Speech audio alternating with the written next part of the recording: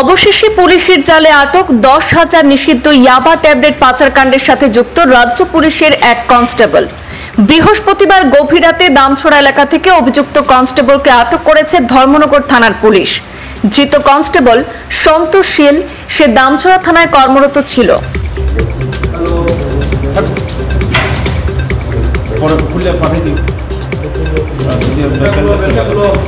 গত 22 জুলাই সোমবার বিকেলে উত্তর ত্রিপুরা জেলার ধর্মনগর শহরের নয়াপাড়া গীতা ভবন সংলগ্ন এলাকায় ইয়াবা ট্যাবলেট আদান প্রদানের সময় পুলিশ সুপারের নেতৃত্বে অর্ধ কোটি টাকার ইয়াবা ট্যাবলেট উদ্ধার হয়েছিল।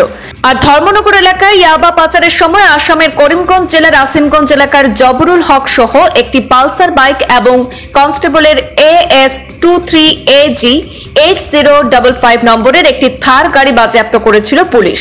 আর সেই ঘটনার তদন্তে নেমে পুলিশ জানতে পারে এই ইয়াবা ট্যাবলেট পাচারকাণ্ডের সাথে যুক্ত রাজ্য পুলিশের এক কনস্টেবল। শেষ পর্যন্ত ধর্মনগর থানার পুলিশ বৃহস্পতিবার গভীর রাতে দামছড়া এলাকা থেকে গ্রেপ্তার করে অভিযুক্ত কনস্টেবল সন্তোষ শীলকে।